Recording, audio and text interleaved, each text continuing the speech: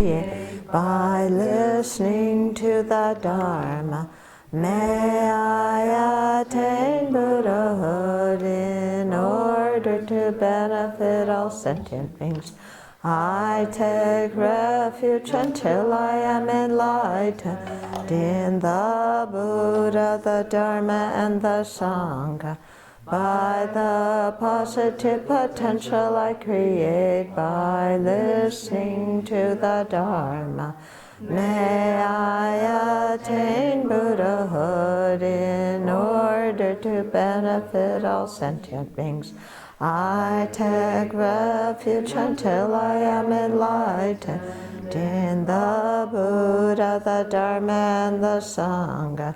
By the positive potential I create by listening to the Dharma. May I attain Buddhahood in order to benefit all sentient beings.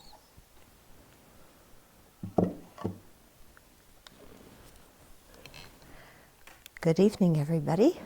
We're on? We're on? Okay, good evening, everybody. I hope you're listening. We have a very interesting situation here at the Abbey. We were getting ready for the teachings and the internet didn't work. And as we were going to call some friends in Spokane to put up the message for you to call on the telephone, then the electricity went out too. So we are sitting here in the dark with a few candles and going on with the teaching. So let's begin by taking a moment and generating our motivation. And again, feeling very fortunate that we have this opportunity to hear the Dharma and to make every effort to really listen with attention and to think about what we hear, to really examine it and think about it clearly and apply it in our life so that we get the right understanding and the Dharma becomes useful for us. And especially let's remember our bodhicitta motivation, that we want to repay the kindness of all mother sentient beings. And the best way to do that is to become a Buddha ourselves. And so therefore we're listening and practicing to the Dharma this evening.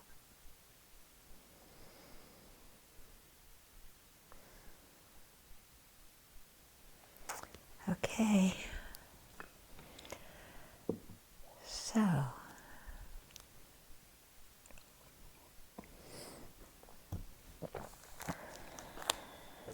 I'm just getting organized here. Okay, so we're going to continue with the teachings on the mind training like rays of the sun. And a couple of weeks ago I had gotten as far as the section on karma, and we had finished that because it was a very brief section. And so I wanted to cover a few more points about karma that aren't listed in the text, so that you can have that as some background, because karma is an incredibly important topic. Yeah, because you know, if you look, what's the first thing we have to do when we decide to follow the Buddhist path? Well, we take refuge in the Buddha, Dharma, and Sangha, and the first advice the Buddha gives us is to stop harming others.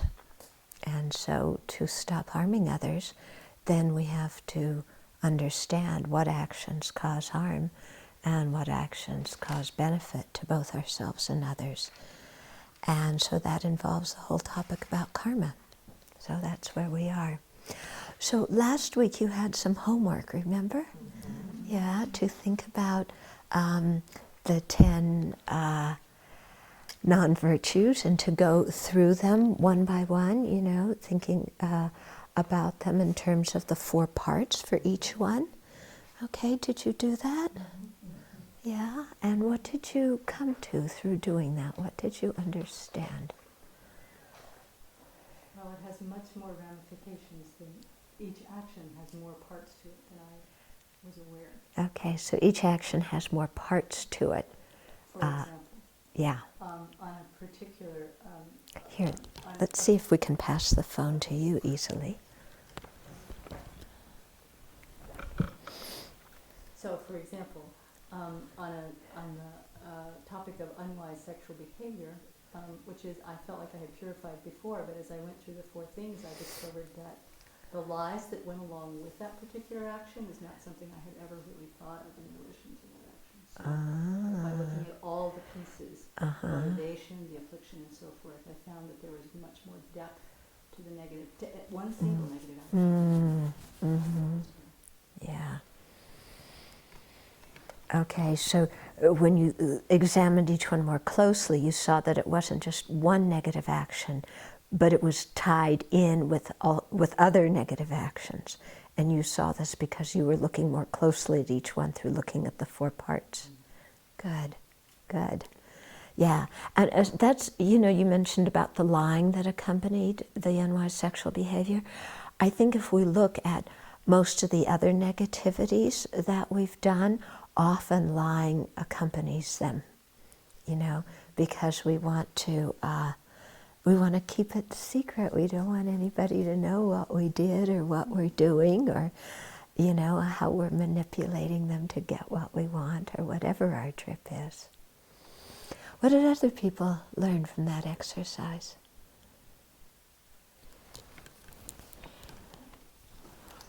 One of the things that became very apparent is that the things that I'm working on at 53 years of age, attachment to reputation, to praise, jealousy, anger, are things that started when I was about 3.5 or 4 years old and have been going on pretty much since then. So I realized that the habituation of certain types of thinking patterns and how I negotiate myself in the world started at a very young age, so I'm assuredly thinking that it came in with me, and I'm still working on it after all these years. Okay, so you saw by going through by dissecting each of the actions into the 4 parts, then you were able to see, again, more closely everything that's going on within each action and see there was definitely habit patterns set up from the time that you were very little, and that you've probably been doing similar negative actions all along, and maybe similar positive ones too, give yourself some credit, but that there's certain patterns in there that really need to be looked at closely. Yeah, because if we don't, then we keep doing the same thing, not even realizing that it's something that causes suffering in the short term and the long term. Anybody else? You're all taking the opportunity to hide in the darkness. Saying, who, me? I didn't do any negative actions. John Powell had his hand up. John Powell? Okay, come on up here so you can talk on the phone.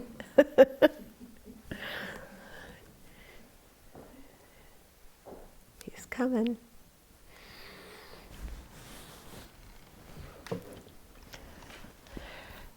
I was thinking about how every one of the 10 non-virtues is always committed in reference to another person and in connection to another person.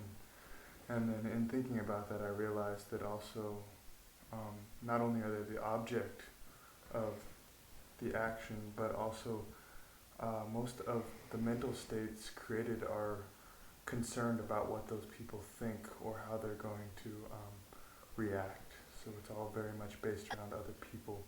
And so I can also see the benefit to withdrawing from a lot of interaction with people in order to work with your mind. Okay, so you saw when you were especially looking at the object of each action, seeing that, you know, there was another sentient being involved, who was also probably the recipient of part of the effects of your actions, you know, but specifically how attachment to reputation and what other people thought of you influenced or promoted your doing some of those harmful actions. Is that right? Is that, yeah? Okay, and so I can't see you back there, so yeah, so that it's, you know, how much attachment to reputation influences what we do and gets us involved in harmful actions that put the negative imprints on our own mind. And so therefore seeing how it can be valuable to kind of hold back a little bit and maybe be more careful in how we relate to people and how many people we relate to and who we relate to, so that we can get a better handle on our attachment to reputation that acts as an impulse for doing some of the harmful actions. Is that?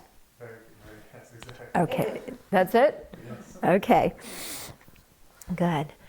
Okay, so I really kind of encourage you to keep doing this kind of reflection, because these are very good insights that the three of you have had. And so the rest of you who didn't speak this week, who are attached to your reputation because you have patterns set up from when you were 3.5, maybe next week we'll have to get you over the lies of acting so innocently, get you to talk some. Okay, we had a couple of questions. Cheryl wrote us some questions. Okay, so she asked here, if a particular karma is incomplete with only 3 out of the 4 factors present, isn't there still some kind of imprint left on our mental continuum, which, if it was negative, needs to be purified? Yes, by all means. So when we're talking about the 4 factors, those 4 factors all need to be complete for a complete action, be it non-virtuous or virtuous. Okay, because the complete actions are the ones that have the power to cause rebirth when they ripen at the time of death. But even if you had an action with only 1 or 2 or 3 of the branches done, still that creates some negativity and it leaves imprint on our mind, and it needs to be purified. Okay, it's not as heavy as if we had all 4, but yes, definitely there's something that needs to be purified there.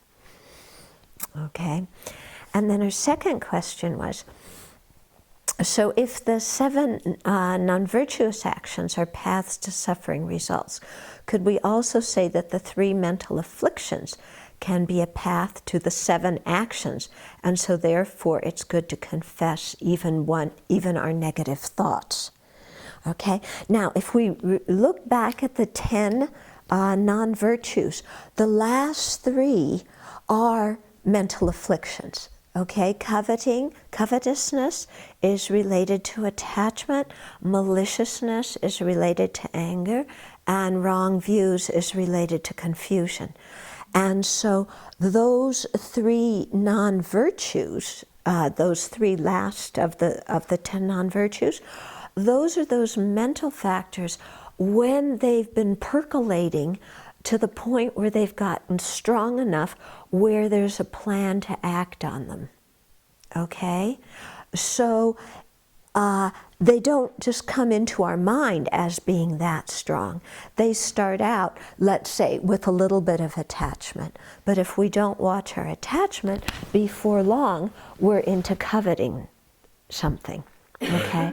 Or there might be an angry thought in our mind, but if we don't watch it, before long, we're doing our single-pointed meditation on how to retaliate and get even for what somebody did to us. Okay? And so similar with confusion, there might be one confused thought, but if we don't take care of it and ruminate on it, it develops into a full-flown, distorted view.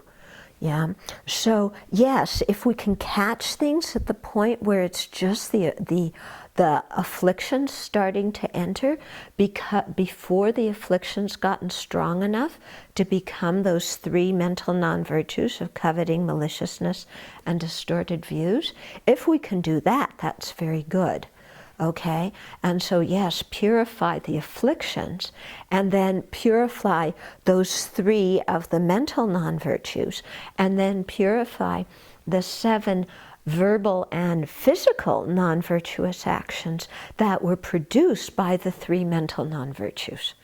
Okay, so all those things are all tied in together. Yeah, because if we look at something like harsh speech, you know, it's not like harsh speech just kind of comes out of nowhere. It seems that way sometimes, but that's because our mindfulness isn't very clear. But if, you know, we're more astute and we have take better track or keep better track of what's going on in our mind, we'll see that, okay, there's a moment of anger that arises, and then it's like, gee, this person's really bugging me. I want to inflict harm on them so they stop. Okay, so there's maliciousness, and then the next moment, boom, there's the harsh speech. Okay, so it all kind of can happen very quickly, and the whole thing, you know, needs some purification in there. Of course, the grossest expressions are the physical and verbal ones. The next most subtle one are the 3 mental non-virtues, and then the afflictions. To catch those, it's even subtler and, you know, takes more care. So that's why we usually start, you know, our pratimoksha vows, our monks and nuns vows, the 5 lay precepts, they all have to do with the physical and verbal non-virtues, because those are the gross ones, so they're easier to stop than the more subtle ones. Okay? Okay. So, let's go on here. Okay, so let's talk a little bit about the weight of karma, because you know, sometimes when we learn about karma, we get a very, what do you want to call it, rigid view, you know, a very limited view, like I swear at you, you swear at me, and, you know, everything's very simple like that. But it's not. You know, we're talking about dependent arising here. We're talking about many causes and conditions and how things affect each other. And so in the creation of karma, we have to look at the different factors which can make an action weightier or lighter. Okay? And so this also is very, very helpful to think about.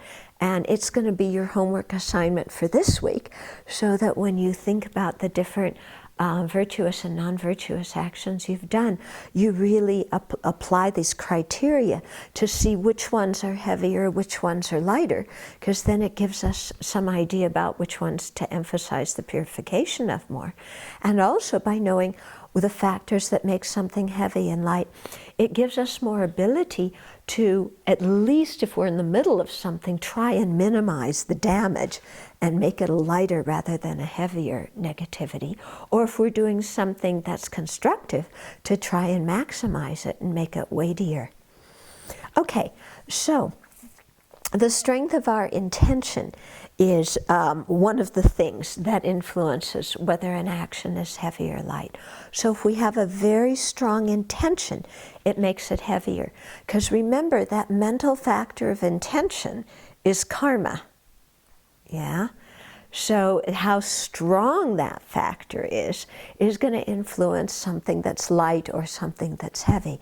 So it's a question of, you know, if we gossip about, and we're doing idle talk, if we're doing it with like so much enthusiasm and a really strong intention of, you know, I just want to hang out and jabber about this because it's so entertaining and it's so great, and I want to hear what everybody's doing and da-da-da-da-da, then that makes it much stronger than if you just have kind of a passing intention that, you know, I'll just chat for a minute and go on.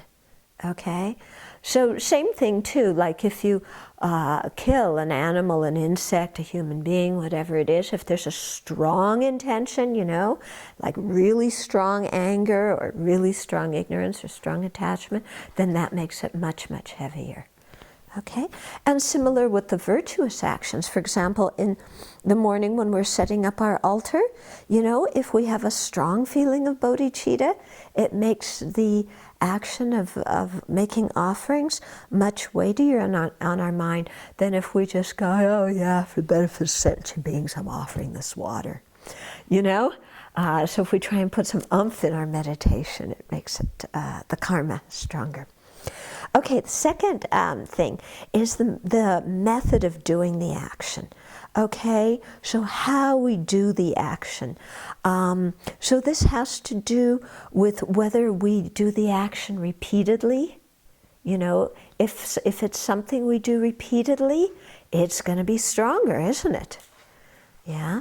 If it's something that we do ourselves, yeah, with all of our energy versus doing it with a group of people where it's only part of our energy, okay, that's going to make a difference. Whether we encourage other people to do it, yeah, because doing something ourselves is always going to be heavier than asking somebody else to do it for us. If we take delight in doing it, makes it heavier. If we plan and prepare for it over a long time, it makes it heavier. And then afterwards, if we really relish having done it, you know, like, oh boy, that's great, then that too makes it heavier. So in terms of positive actions, those of you who came on the retreat, you've been planning this a long time.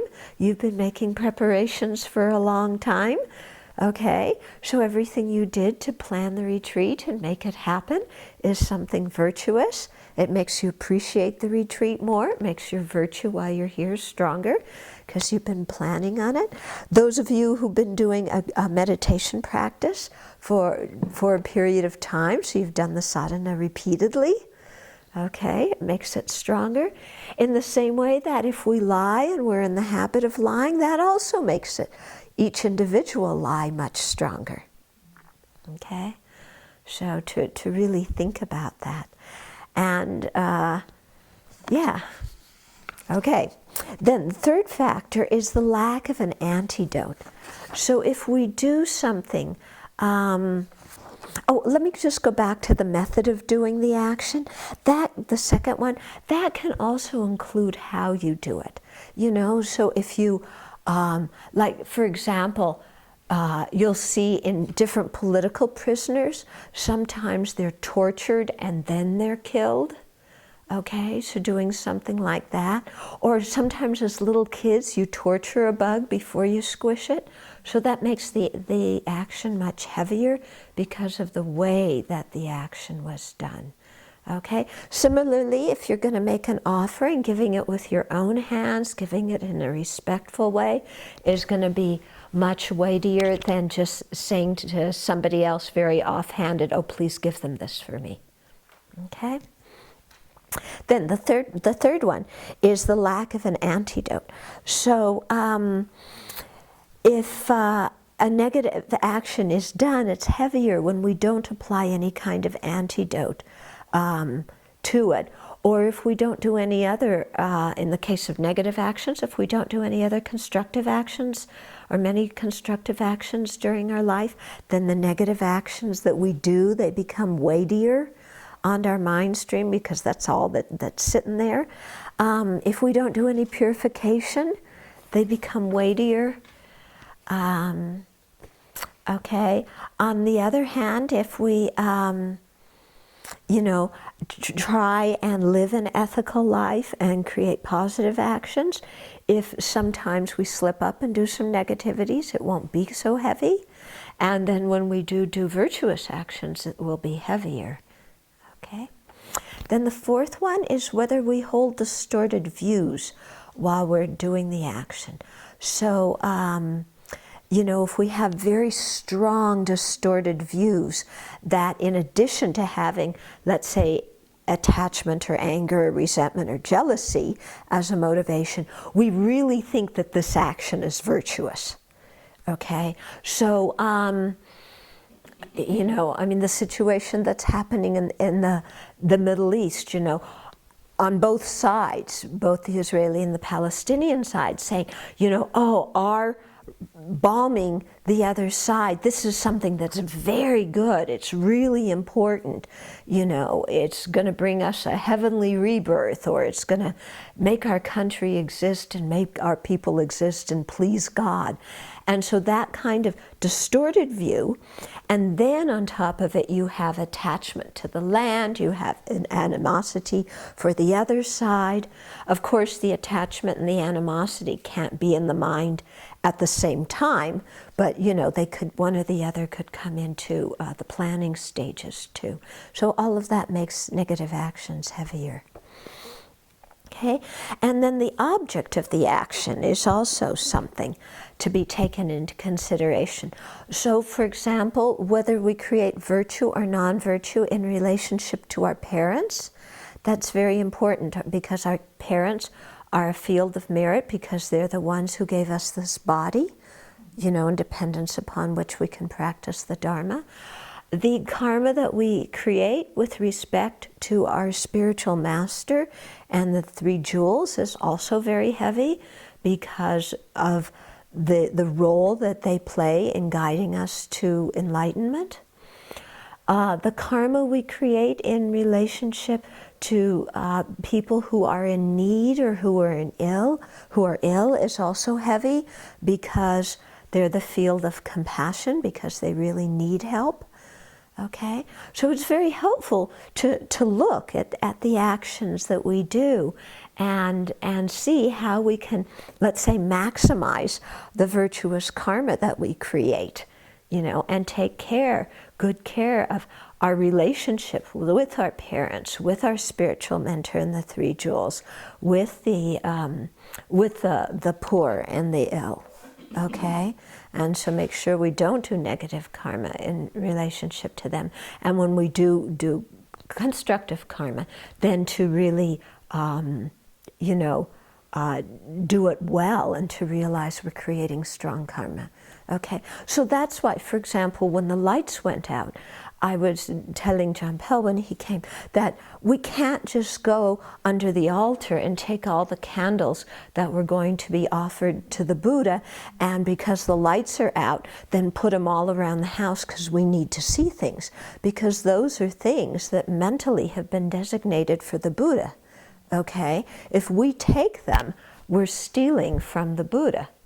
Yeah, so that's why we have these other thick candles around that haven't been mentally offered to the Buddha, that we take out and we use those. Because, you know, if we're stealing from the triple gem, that karma is quite heavy. We don't want to do that. Okay? So there's all sorts of things like this, you know, and when we're making offerings at the end of the year, you know, everybody who's going to get a tax deduction, you know, then it's good if you make offerings to whoever you want, but also some to the fields that are weighty, because it really, you know, makes the karma weightier because of the role those people play in your life. Okay? Okay, so those are factors that make karma heavy. And, you know, so again, this week, your homework, think about them, make examples in your life, and go through and analyze the various actions you've done in your life. See which, you know, like remember something you did, and then see which of these 5 factors were present or absent to make the karma heavy, you know, and do it for destructive as well as constructive actions. Okay? Okay, then there's a very, something else to mention about karma. If somebody is totally ignorant, let's say as a child, you know, that you haven't learned right and wrong, if you're totally ignorant like that, then the karma is not going to be as heavy. It doesn't mean that you're doing something karma-free. You know, if we squished bugs as kids, I think I told you my horrendous dealings, what I used to do. You know, those things are heavy, but maybe not as heavy as if you knew that it was something negative. But that doesn't mean that ignorance is an excuse, because there's still karma involved.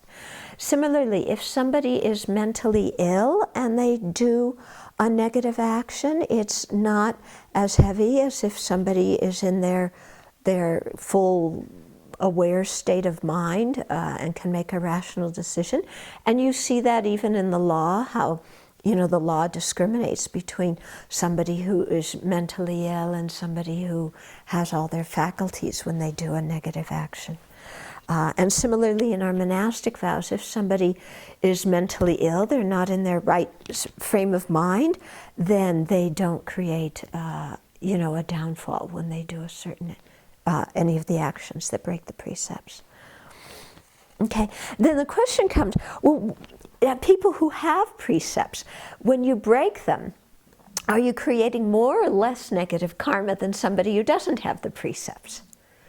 Okay, so you can look at this from two different viewpoints. From the viewpoint of the strength of your motivation that you needed to do the negative action, it would probably be more negative for somebody who has a precept because they've already determined not to do it and then they're going ahead and doing it. Okay? So in that way, it might be more negative. But people who have precepts are also much more likely to purify their negative actions.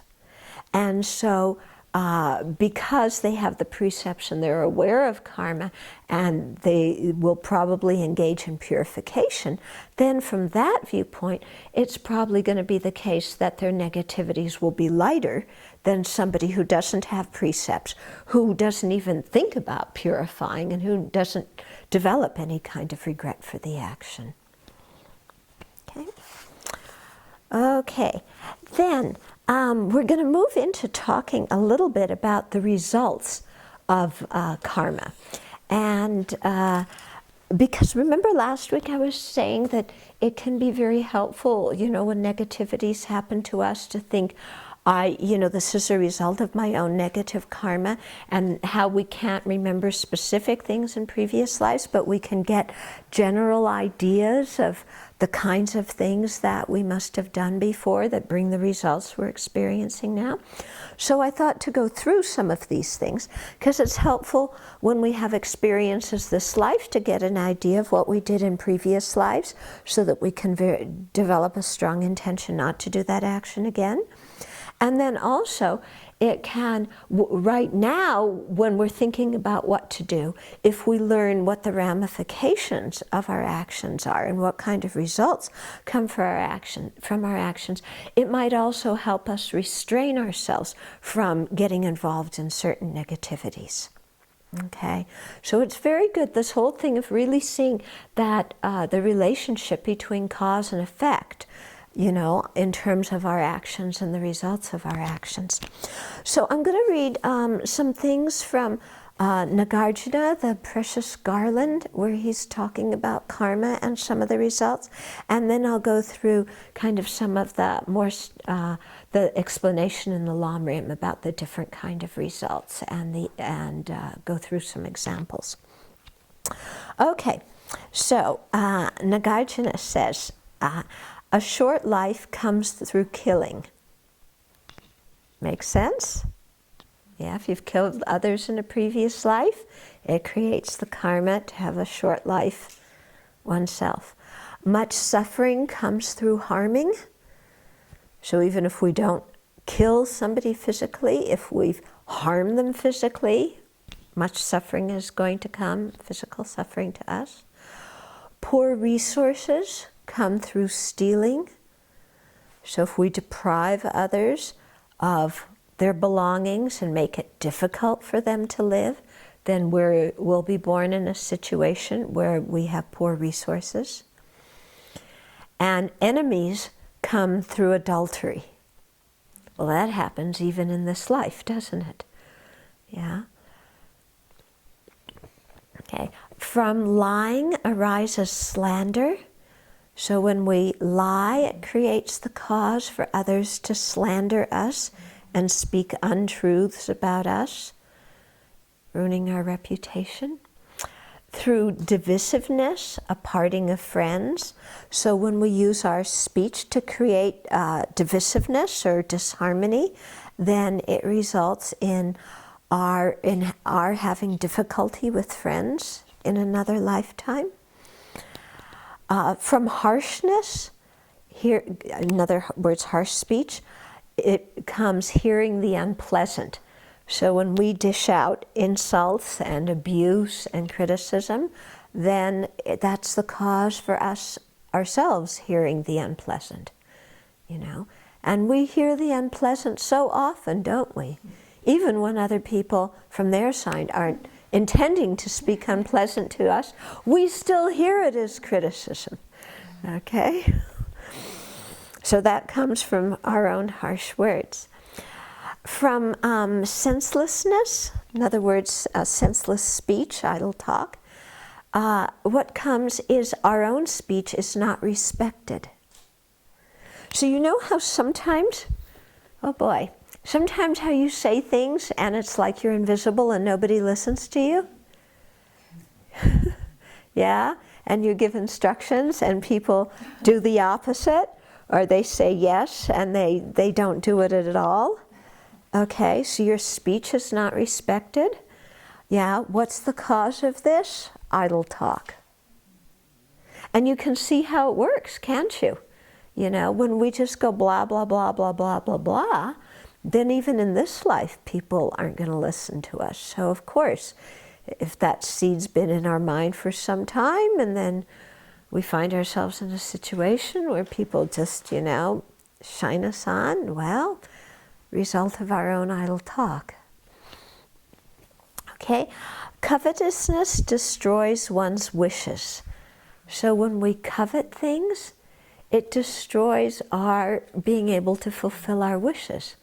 Because we spent so much time coveting, you know, creating that negativity of grasping, grasping, grasping, grasping, that, you know, it pushes away, karmically, what it is, the good things that we want to have.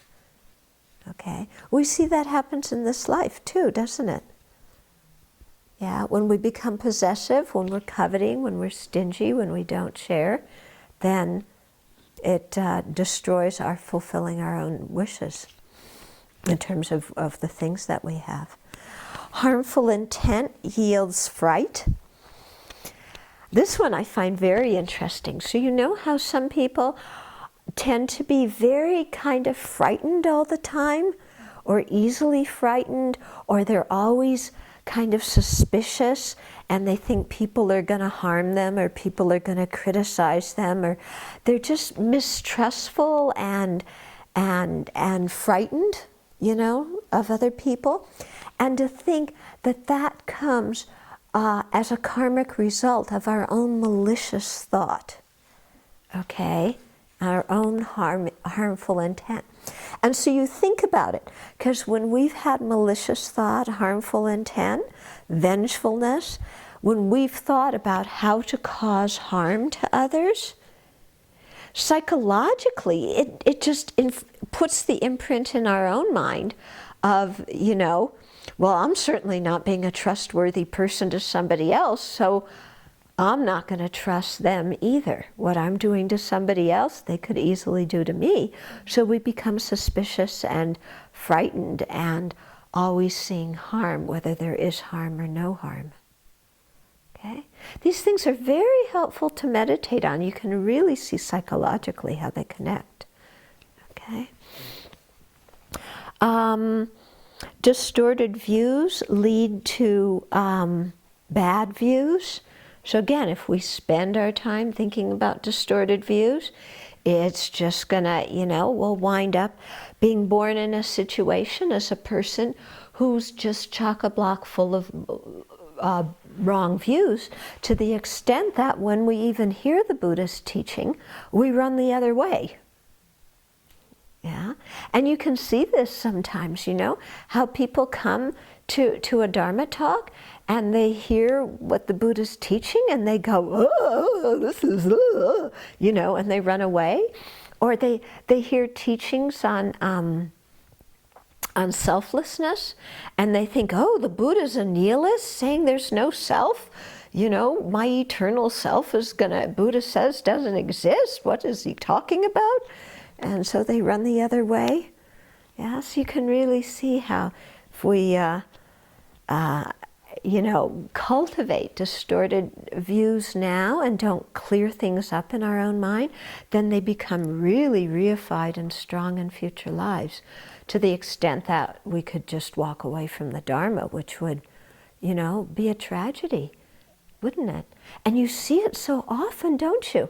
Haven't you? At Dharma centers, people come in, and they're smart, intelligent people, but they have some karmic hindrance because they hear a teaching and it's like instantly, nope, this isn't for me. Yeah, very interesting. So it comes because of some kind of distorted views in a previous life. Okay, and drink, taking intoxicants leads to, guess what? Confusion, mental confusion. Okay, so if we're a person and we're that's confused all the time, it's like, do I do this? Do I do that? What's going on here? I can't tell what to do. You know how you meet people who are like that? We might even be one of them from time to time. There's just like massive confusion in the mind, lack of clarity. We're scattered. It's like, oh, we start this, and no, well, maybe I should do that. No, that's not good. I should do the other. And there's no clarity in the mind about what to do, so that confusion comes from taking intoxicants in a previous life.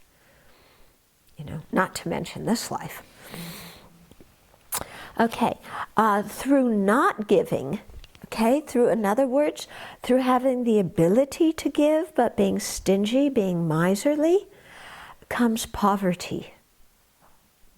Yeah, so you can see it when we're stingy, when we're miserly, our mental state is poor, isn't it? So it manifests in a future rebirth as physical poverty. Mm-hmm. Through wrong livelihood comes deception. Okay, now we've talked about wrong livelihood before, so especially for monastics, how we procure our resources, if we hint for other people to give us things, if we cajole them and put them in a position where they can't say no, if we flatter them so that they'll give us something, if we give them a small gift so that they'll give us a bigger gift, if we put on a big show of being very holy so that they'll give us something, all of that is deception, isn't it? We're not being straightforward. We're manipulating. We're being deceptive. Okay?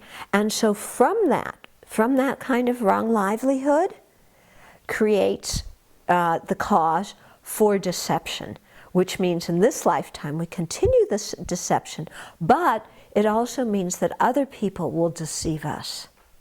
So just as we've deceived others through our shenanigans of wrong livelihood in the past, then other people will deceive us in this lifetime.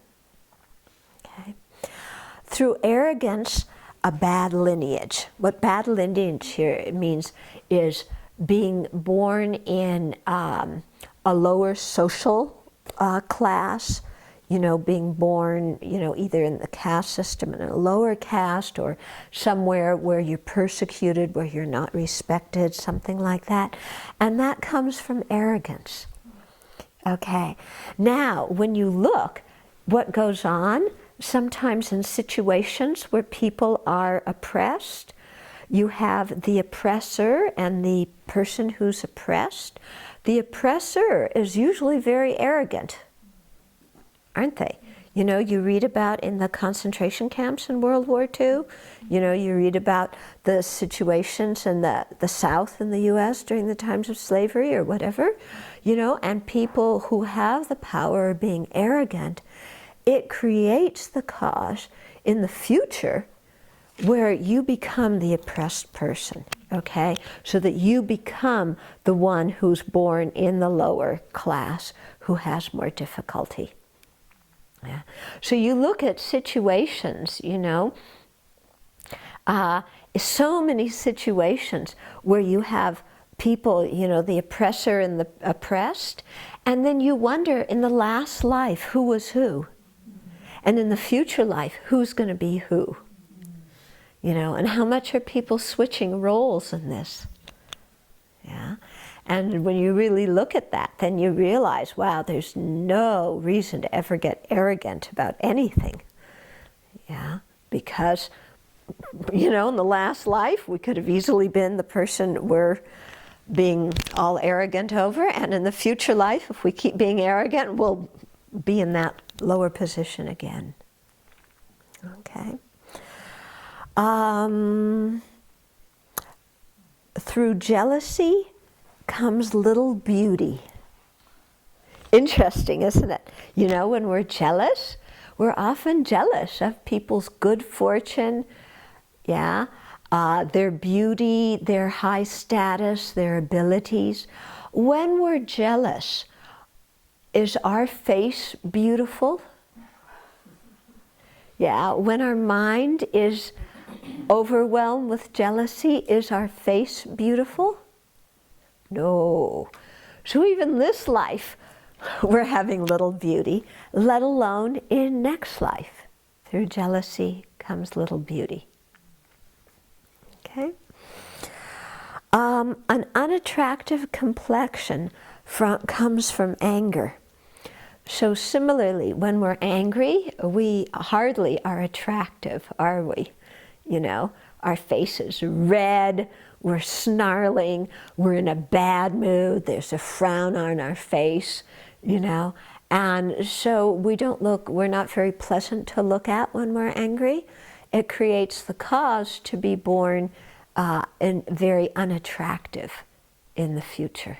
You know, people who are ugly, and other people just kind of look at them and go, ugh, you know. Okay, so that comes from anger.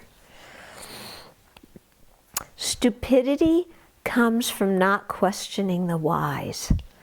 So when we have the opportunity to learn and to ask questions, when we don't, it creates the cause for us to be stupid. So that happens in this life too. I mean, we might be intelligent, but if we don't ask questions, then our knowledge won't increase and our insights won't increase. Okay? These are effects for humans, but prior to all is a bad transmigration. So the above that we just talked about is when you're born as a human, these are the kind of results that you get from those kinds of actions. But before you even experience these results as a human being, these actions themselves, if they were complete actions with all four parts, they will ripen in a bad transmigration. In other words, in an unfortunate rebirth. Okay? Because our actions have multiple effects. It's not just what happens to us when we're humans. They can also influence what we're born at. Opposite to the well-known fruits of these non-virtues is the arising of effects caused by all the virtues. Okay? So it's very helpful to go through this same passage, but do it in the opposite way. Okay, because Nagarjuna is saying here, yeah, that opposite to the well-known fruits of these non-virtues, so they're well-known fruits because he just explained them, is the arising of effects caused by all the virtues. So from doing virtuous actions, we're going to get the opposite effects than we do from these non-virtues. So it's very important in our meditation to go through and also think about the effects of virtuous actions.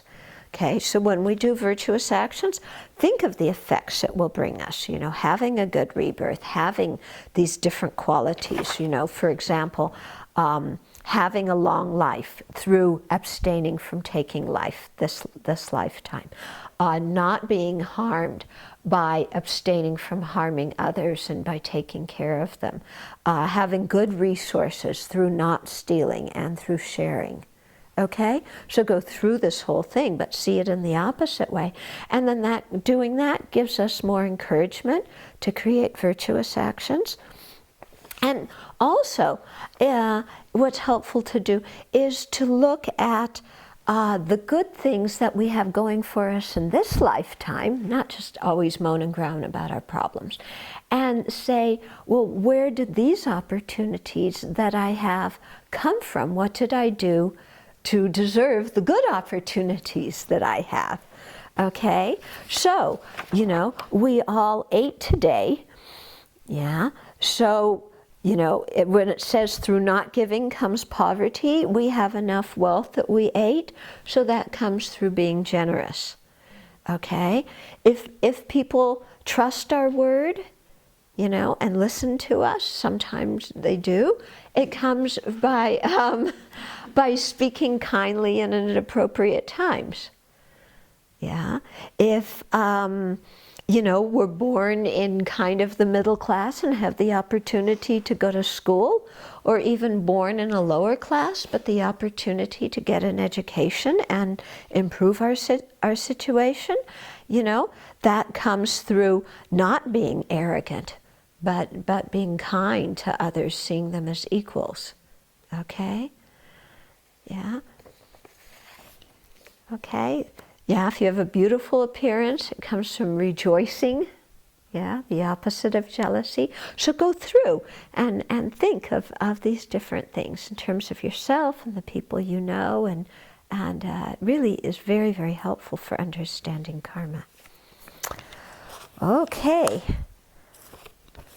so that's that section. Now, we can go on, or if you have a few questions, we could start on questions. Yeah? I have a question about the exhaustion. Okay. Just from that one thing that you said about, that Nagarjuna said, before these results is a bad rebirth. Uh-huh.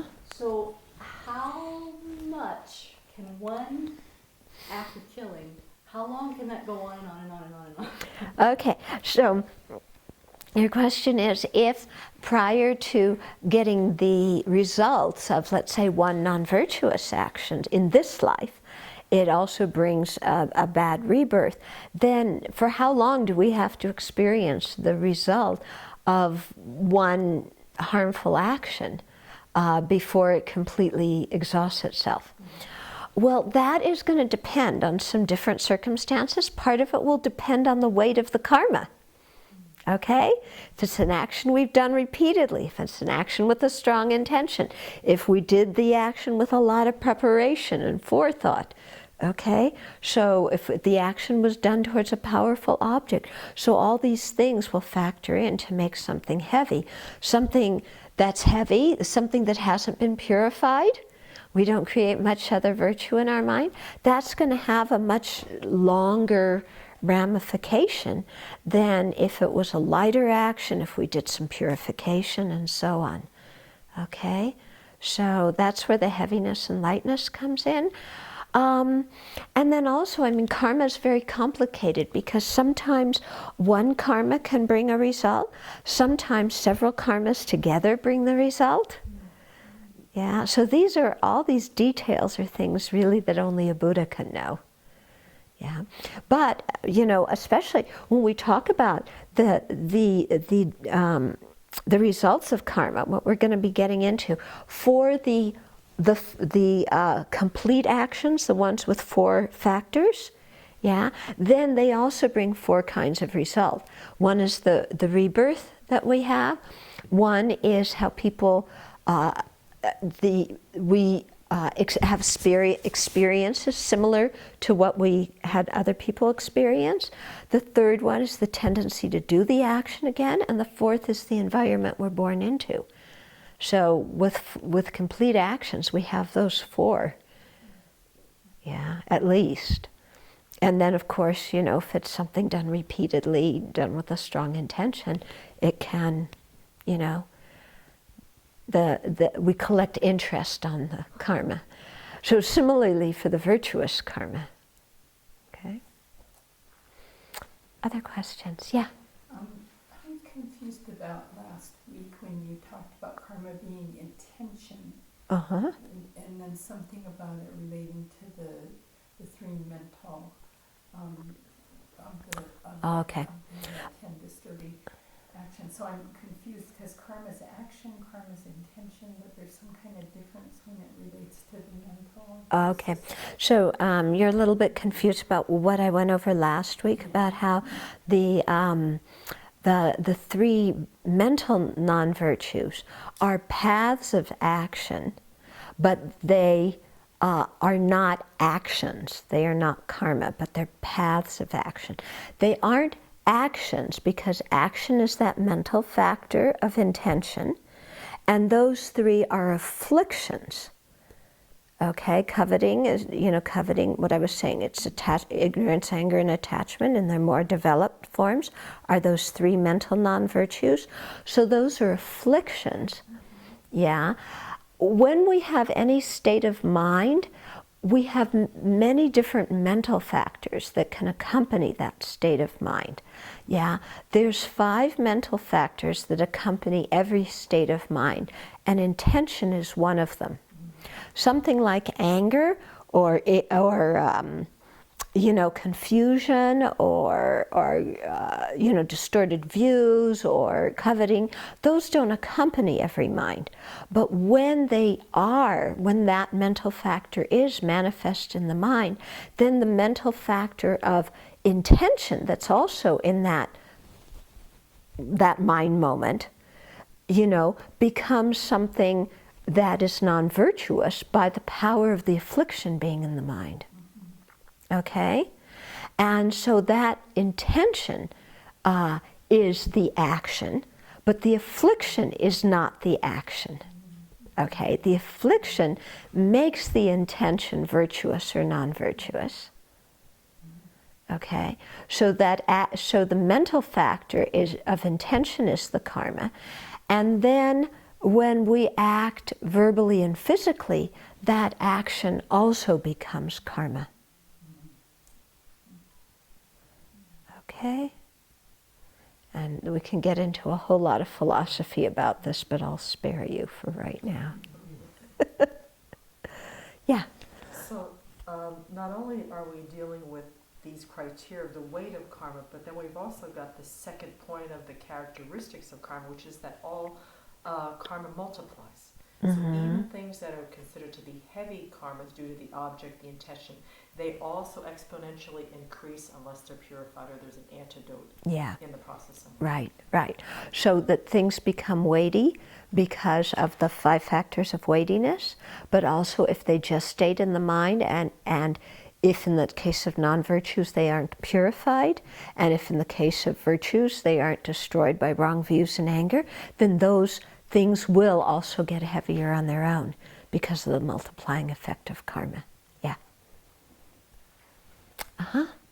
When karma, the conditions are there for karma to ripen, and something intervenes in that, is that karma then kind of dissipated in the sense of, like analogy of like in the garden, you get seeds, and if you might have water, but then there might not be enough water, so the seed starts. So once that karma starts, does it have to exhaust that particular karma? Okay, so once a karma may start to ripen, does it have to completely bring its whole its whole result, or can something intervene in the meantime to make it so that it doesn't ripen completely? Is that your question? I realize you can purify, but my sense is when the impact of that karma, it's like if something does intervene, does that karma then, is it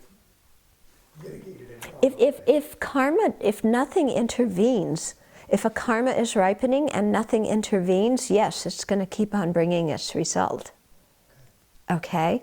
Yeah, in the same way, if something sprouts and it has all the conditions, in the garden to sprout, and none of those conditions go away, the plant's going to grow. Okay? If one of those conditions grow away, then you can stop something. So, for example, if it's like, let's say you have some karma ripen for you to get the flu, yeah. So you've got the flu. Yeah. If you start to purify in the middle of having the flu, is that going to make that karma that caused you to have the flu not ripen?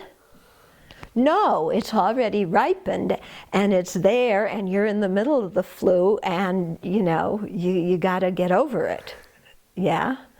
Yeah, you got to go through it. Or if you created the karma to break your leg, yeah, and you broke your leg, then you have to wait for your leg to heal. Yeah, you can't purify the karma for breaking the leg in the hope that your leg will magically heal, like that, okay? So, of course, once something starts to ripen, it's, there's force and momentum there and energy behind it. So that's why it's very good to do the purification before something ripens.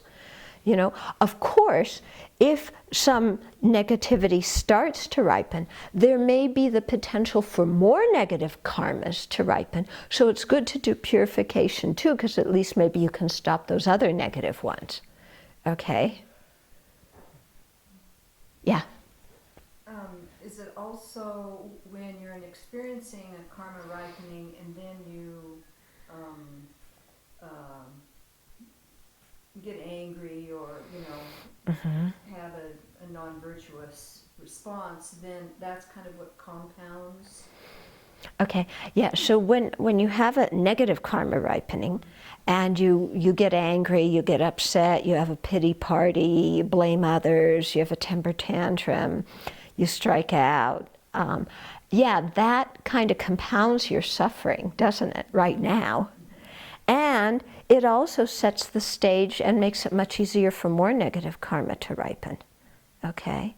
So, and we can see when our mind's in a virtuous state, it makes it easier for virtuous karma to ripen. Yeah, that's not always what happens, but it just makes it easier. Okay, so we have to stop now.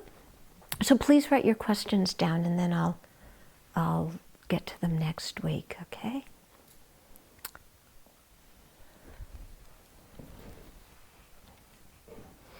May the Spiritual teachers who lead me on the sacred path, and all spiritual friends who practice it have long life.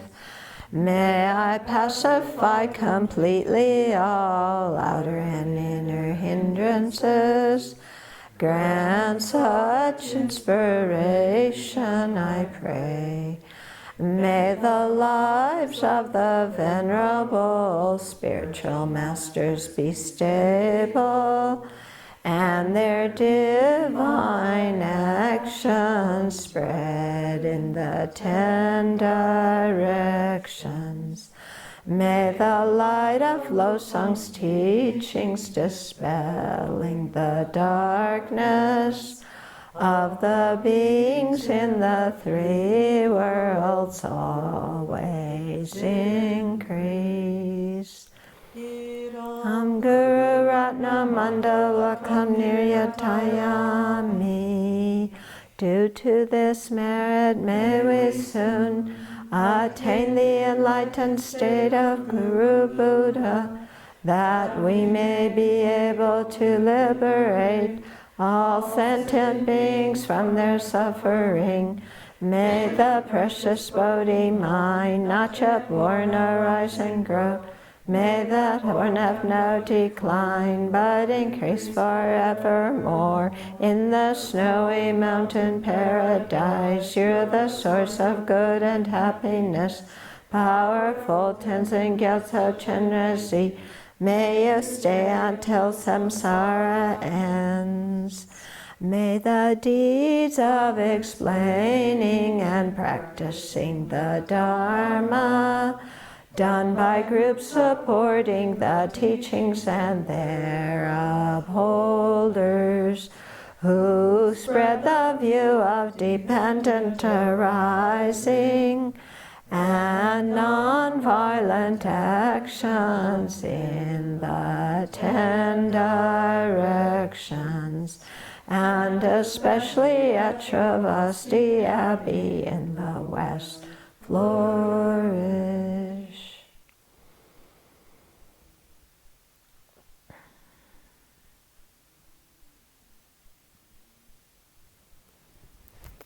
Okay.